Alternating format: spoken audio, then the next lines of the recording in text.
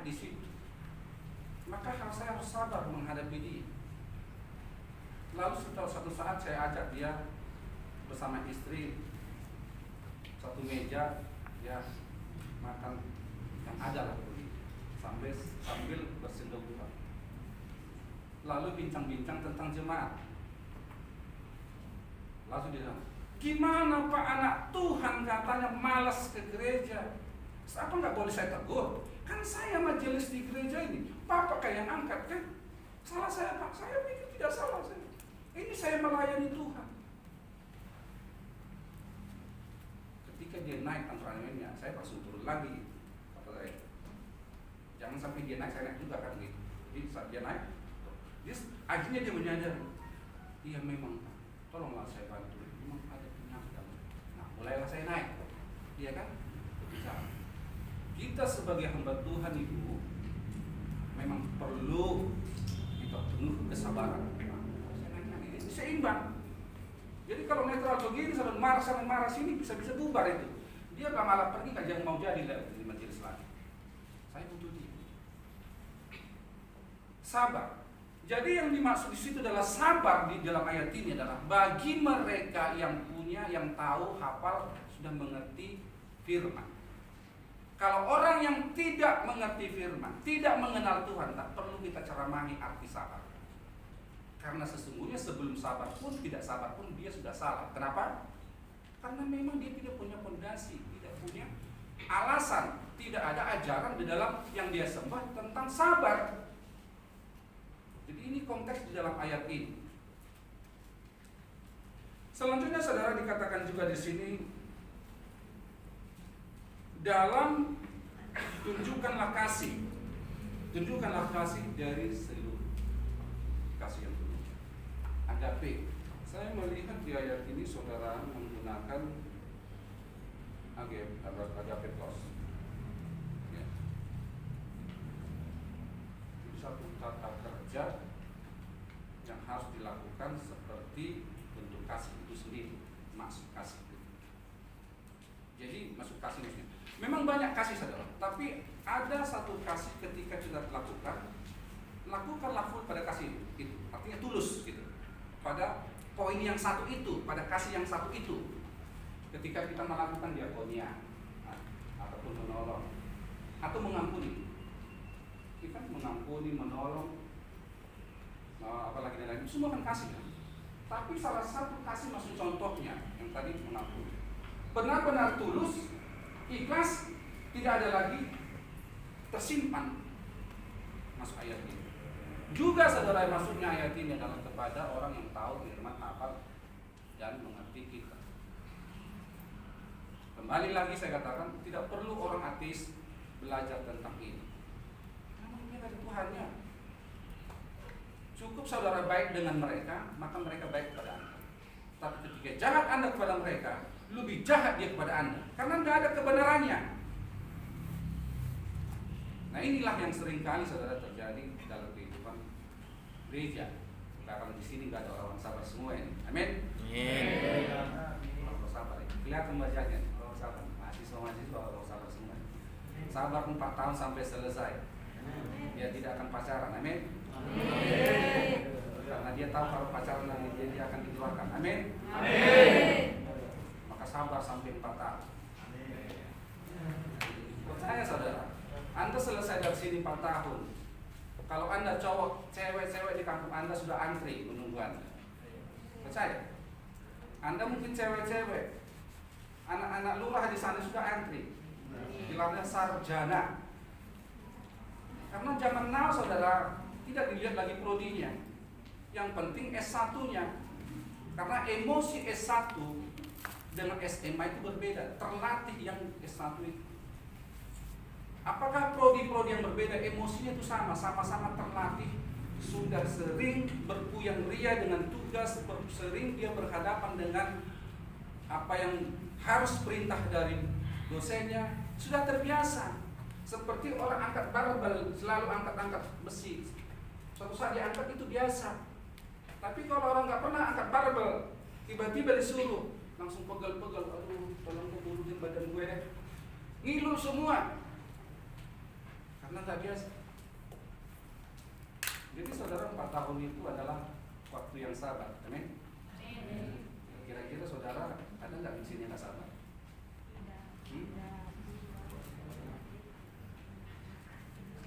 Ya, mungkin pesannya satu ya saudara, sebagai yang sudah tahu kebenaran, yang ini yang sudah punya tujuan datang ke sini. 4 tahun itu off pacaran, simpan itu amunisimu, ya.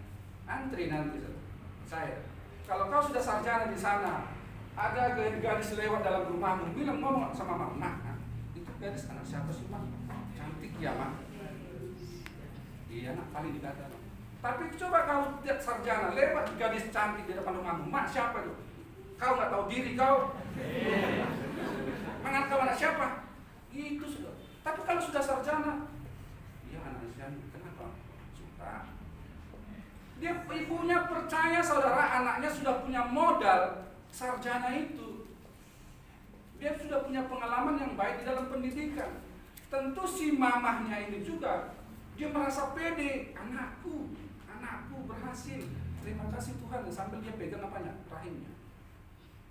Tapi ketika saudara pulang dengan DO, dia lalu dikeluarkan gara-gara pacaran, ya, mungkin tidak perlu kita bahas. Kalau saya ini sebagai orang tua, pasti saya menangis. Tuhan, apakah aku salah didik Tuhan? Apakah aku kurang doa? Pasti orang tua selalu doa seperti itu. Tetapi kalau Anda sudah pulang dengan meraih gelar itu selama 45 tahun itu, disambut dengan potong ayam, potong B2, anakku sarjana. Saya melihat saudara zaman sekarang ini banyak sarjana teologi S.Pak itu tidak malah kerja menjadi pendeta, tapi tetap melayani di pelayanannya, di pekerjaannya. Saya punya teman saudara di Kuningan itu, di perindustrian itu, kantor perindustrian itu, di kantor menteri. Apa hubungannya Alkitab dengan kerja yang di dalam itu? Tidak ada hubungannya saudara.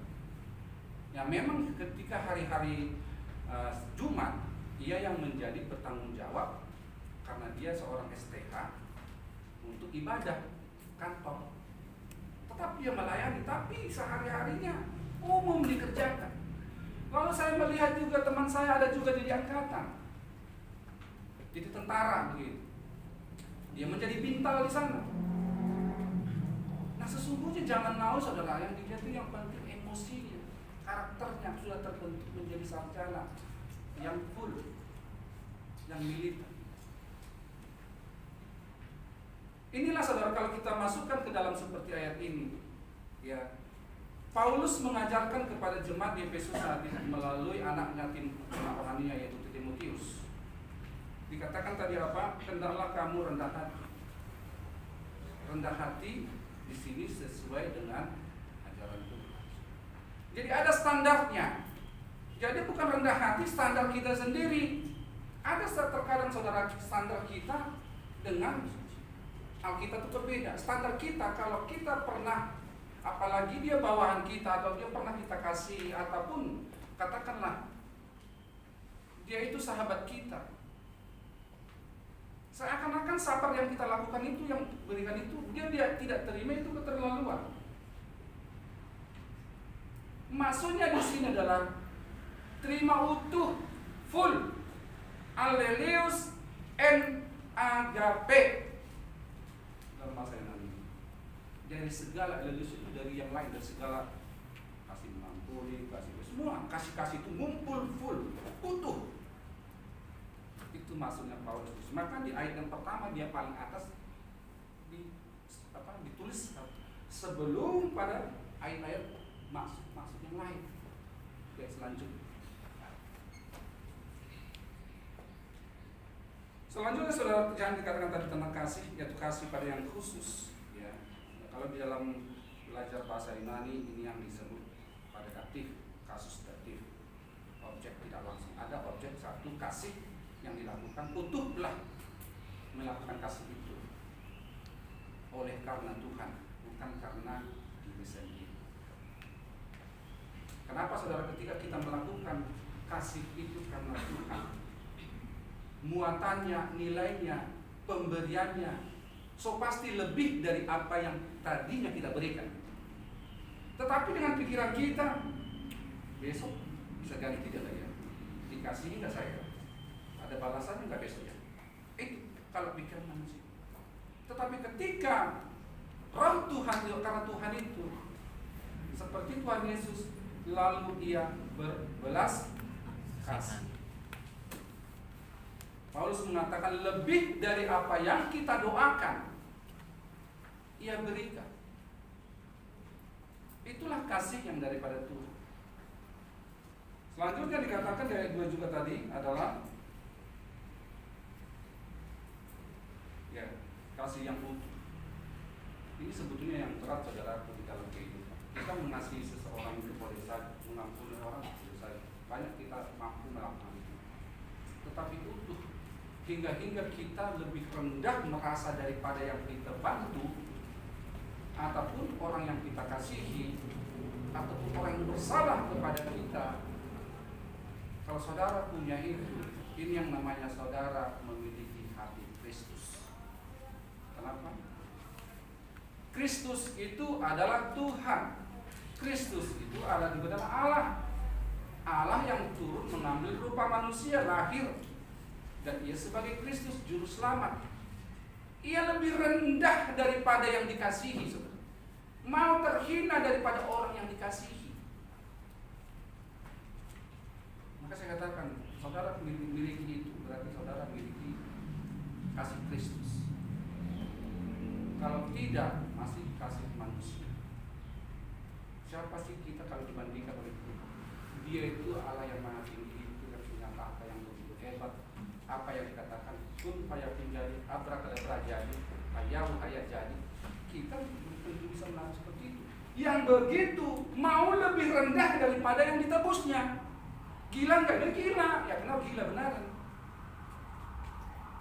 Itulah kasih yang dipimpin oleh Tuhan.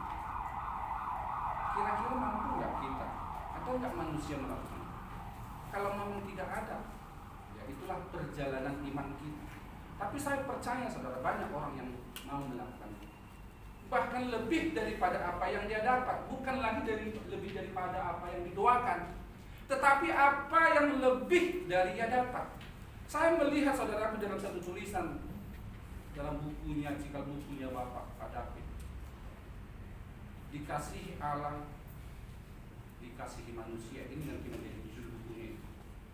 Luar biasa ini penjelasan di dalam. Dijelaskan bagian daripada yang saya katakan tadi.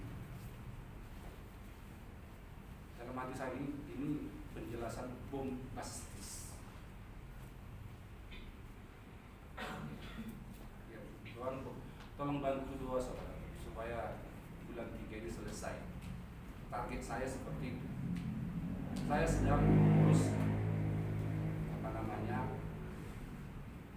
ISBN, International Seri Book Number, dari LIPI, Lembaga Ilmu Pendidikan Indonesia. Saya sudah surati, dan saat itu kita ubah tadinya penerbit Yayasan Santosa Asih supaya lebih enak, mudah dihafal menjadi penerbit Santosa Asih, Gereja Santosa Asih, PT Santosa Asih. Jadi sesungguhnya semua itu kan di dalam yayasan. Lalu kita ubah menjadi penerbit penerbit Santosa Asih. Saya target dalam 2 bulan ini, akhir bulan ini saudara, 2 buku harus selesai. Nah untuk itu melalui sekali, mungkin kemarin ada waktu kita foto-foto mubes di sini, atau foto waktu kita Natal. Saya meminta tolonglah dulu dikirimkan ke grup kita foto-foto yang mungkin ada di foto di handphone Bapak ini, untuk melengkapi narasi. Kalau biasanya pembaca itu ada teksnya, narasinya, lalu dilihat ada gambarnya, lebih nyambung, lebih cepat, lebih enak dibaca gitu. Jadi ini disebut improvisasi subscript, improvisasi penulisan. C D A saja, tapi terkadang dimainin ke minor, setengah minor. Ini yang disebut improvisasi, sehingga enak didengar. Jadi ada grup kita saudara Natal kemarin, tolonglah khususnya kepada bapak kita lagi berdiri di mimbar pas waktu acara mubes itu sebagai ketua umum, kemudian ketika membawa firman di buku, karena di dalam buku itu ada poin-poin untuk itu, berbicara tentang Papua, ditujukan kepada Papua saat itu bersama gereja-gereja GSA Indonesia. Ya, saya meminta saudara, dari kemarin sudah minta, boleh habis ini nanti dikirimkan ke grup kita supaya bisa saya ambil dan saya lampirkan sambil menunggu ISBN dari LIPI. Jadi sambil menunggu, kalian juga menunggu jadi kalau nanti ketemu di tengah-tengah langsung cetakkan. Berapa percetakannya itu? Ya sekitar saya perkirakan itu, kalau per 500 saja itu 8 juta. Kalau 1000 per X lambar sekitar 18 juta. 18 juta satu buku. Jadi sesungguhnya memang estetik kita selama ini masalah buku itu sulitnya di situ. Ketika saya dengan Pak Aritonan menulis buku Ibrani yang saudara miliki itu saya pesan hanya 500 X lambar. Itu 8 juta saya harus keluar ke situ. Sampai hari ini nggak balik modal, saudara. Nggak balik modal. Kenapa? Sekarang sudah zaman online. Bagaimana? Semua sudah ada di internet. Maukah kita lagi tulis buku? Ada buku saya 2 lagi belum dicetak. 1 bahasa 3 Perjanjian Baru. 1 tafsirnya. Kemudian karakter building, karakter seorang hamba Tuhan. 1 lagi tentang penciptaan. Andi Putih sebut saya meminta 1 buku yang Yunani itu sudah 29 juta. Haleluya, 29 juta. Akhirnya di sinilah seringkali kesulitan kita selama ini. Buku-buku dari dosen-dosen kita tidak ada. Saya rasa ini kita sepakat karena apa ya? Di ongkos. Buku tipis segini saja saudara yang Anda pegang di Ibrani itu 8 juta ya. 8 juta itu. Hanya 500 X lambar. Kita kembali. Nah, jadi saudaraku di dalam ayat ini dikatakan satu tubuh dan satu roh sebagaimana kamu telah dipanggil kepada satu pengharapan yang terkandung dalam panggilannya. Jadi kalau kita lihat runtutannya, paradigmanya antara ayat demi ayat saudaraku dari pertama itu. Jadi Paulus di sini mendasari dulu mana yang terpenting, yang penting-penting. Jadi poin-poin pentingnya dulu. Lalu di ayat seterusnya itu poin-poin itu dibedah. Apa itu kerendahan hati, ada apa itu kasih, dan apa itu kemakmuran. Baik di dalam keluarga, baik sehari-harian. Jadi saudaraku, hari ini kita belajar bersama-sama, yaitu dari pasal yang kita baca begitu panjang tadi, yang begitu memantapkan rahang kita, ya. Mari kita bersama-sama membacakan semua, kita semua maksudnya di ayat yang kedua ini. 3, 2, 1. Hendaklah kamu selalu rendah hati, lemah lembut dan sabar. Tunjukkanlah kasihmu dalam hal saling membantu. Ayat 2 saja, semua ya, hitungan 3. Pasal 4 ayat 2. 1, 2, 3. Hendaklah kamu selalu rendah hati, lemah lembut dan sabar. Tunjukkanlah kasihmu dalam hal saling membantu. Kesimpulannya saudaraku, 3 poin ini maksudnya adalah harus kita lakukan dengan kasih yang penuh. Kasih yang penuh, tidak sesuai dengan kasih per poin, tetapi kasih lemah lembut. Contohnya di sini harus utuh, seutuhnya, ikhlas, tulus. Pokoknya disitulah semua komplit. Begitu juga tentang dengan yaitu rendahan hati, ya, hendaklah rendah hati, utuh, full. Maka Tuhan kita ketika ia menjadi rendah hati, ia mengambil rupa hamba. Dia sama seperti manusia. Jadi kerendahan hati itu nuansanya, finalnya itu memiliki hati hamba. Ya. Dan selanjutnya kasih yang rela berkorban. Amin. Amin. Terima kasih Tuhan Yesus Kristus atas firman yang telah kami dengarkan dan kami bacakan. Biarlah apa yang kami sama-sama pelajari pada hari ini baik tertanam di tanah yang subur di dalam hati kami. Tuhan Yesus Kristus, biarlah ini menjadi kehidupan kami, menjadi karakter kami. Kami memiliki kerendahan hati, kami memiliki hati yang lemah lembut, dan terlebih-lebih dari semua itu di dalam kasih kami lakukan. Dalam nama Tuhan Yesus Kristus, ini doa kami. Amin. Amin. Silakan.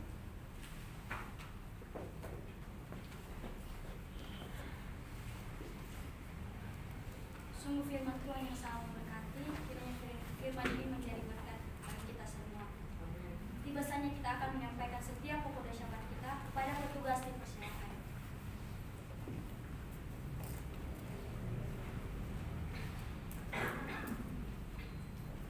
Kita satukan dan kita sama-sama berdoa. Bapa, kami mengucap syukur buat penyertaan-Mu sepanjang aktivitas kami. Hingga hari ini kami boleh dipersatukan kembali di tempat ini bersama-sama. Kami rindu untuk memuji memuliakan nama-Mu Bapa. Terima kasih buat firman Tuhan yang telah disampaikan. Biarlah boleh menjadi kekuatan baru bagi kehidupan kami. Bapa yang baik, saat ini kami mau bersama-sama mendekatkan diri di hadapan-Mu, menyampaikan setiap permohonan doa kami. Kami saat ini mau berdoa bagi bangsa dan negara kami. Kami berdoa untuk para pemimpin-pemimpin NKRI dari pusat sampai dengan pemimpin daerah. Kiranya diberikan kebijaksanaan dan hikmat dari Tuhan Yesus Kristus agar dapat melaksanakan setiap tanggung jawab yang telah dipercayakan kepada mereka.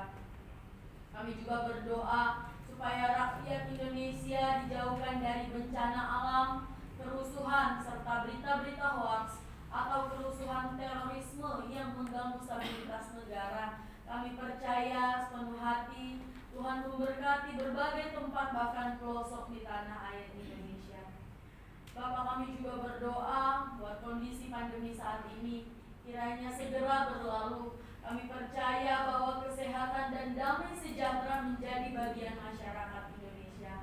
Tuhan Yesus Kristus, tolonglah berikan hikmat bagi pemimpin yang telah ditunjuk menangani kondisi ini, juga para medis dan rumah sakit, agar diberikan kekuatan ilahi dalam berjuang. Kami juga berdoa bagi pendidikan yang dilaksanakan secara online maupun offline, supaya dapat berjalan dengan baik, dan kiranya segala kebijakan yang diambil dan diputuskan untuk kemajuan bangsa dan negara kami. Kami juga berdoa bagi kondisi ekonomi saat ini, supaya perekonomian bangsa dan negara kami kembali menguat dan dipulihkan meskipun masih mengalami dampak pandemi ini. Semua pokok doa ini kami percaya dan bersyukur dalam nama Tuhan Yesus Kristus. Haleluya. Amin. Amin. Kita masih berdoa. Pada saat ini Tuhan, kami berdoa untuk PT Santosa Asijaya, berdoa untuk seluruh pengurus, komisaris, direksi, manajer, staf, karyawan-karyawati di kantor pusat Condet dan Geraha Jima, agar diberikan damai sejahtera dalam melaksanakan tugas dan tanggung jawabnya, senantiasa sehat dan diberikan kesatuan hati, kekuatan, serta semangat dalam bekerja. Kiranya tercipta suatu manajerial yang sistematik dan terintegrasi antara semua divisi. Kami bersatu hati memohon kiranya Tuhan menjauhkan kerugian-kerugian bagi PT Santosa Asijaya dan memberikan kelimpahan dalam segala hal. Kami berdoa untuk pelaksanaan proyek pelayanan teknik yang sedang berjalan di unit induk distribusi PLN area Kabupaten Cirebon, PLN area Kabupaten Cimahi, PLN Kabupaten area Indramayu, PLN area Kabupaten Tasikmalaya. Kiranya semua pengurus region Bapak Teddy Rohendi dan Pak Hendi serta semua site manajernya diberikan damai sejahtera dalam melaksanakan tugasnya, dan pekerjaan ini mendatangkan keberuntungan bagi perusahaan. Kami berdoa untuk pelaksanaan proyek MS Site Anwa dari PT Adikarya Persada Gedung, agar semua dapat selesai pada bulan April sebelum Hari Raya Idul Fitri. Kiranya rencana progres lapangan tercapai dan proses tagihan lancar hingga berita acara serah terima. Kami berdoa untuk pembangunan Wisma Santosa ASI di Jalan Halim Perdana Kusuma. Kiranya Tuhan mempertemukan dengan orang-orang yang tepat untuk melakukan desain, engineering, RAB dan pelaksanaan pembangunan Wisma Santosa ASI, dan segala kebutuhan operasional yang dibutuhkan Tuhan mencukupkan. Semua pokok doa